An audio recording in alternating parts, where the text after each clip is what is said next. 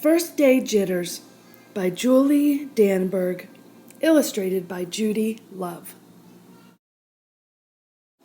"Sarah, dear, time to get out of bed," Mr. Hartwell said, poking his head through the bedroom doorway.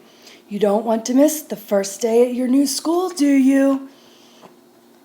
"I'm not going," said Sarah, and pulled the covers over her head. "Of course you're going, honey," said Mr. Hartwell, as he walked over to the window and snapped up the shade. "No, I'm not. I don't want to start over again. I hate my new school," Sarah said.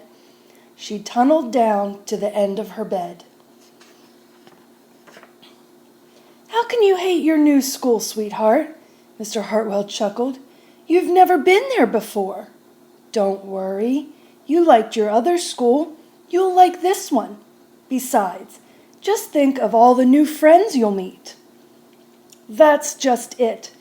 I don't know anybody, and it will be hard, and I just hate it. That's all." "What will everyone think if you aren't there? We told them you were coming." "They will think that I'm lucky, and they will wish that they were at home in bed, like me."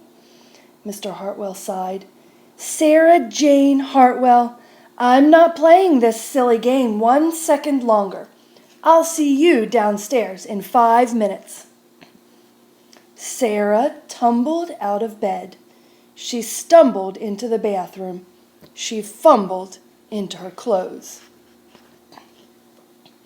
"My head hurts," she moaned as she trudged into the kitchen.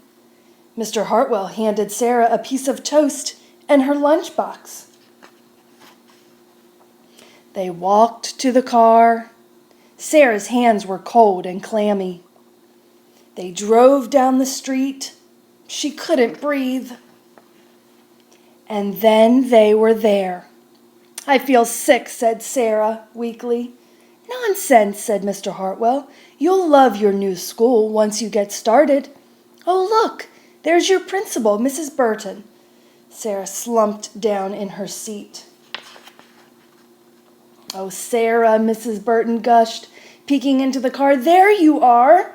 Come on, I'll show you where to go." She led Sarah into the building and walked quickly through the crowded hallways.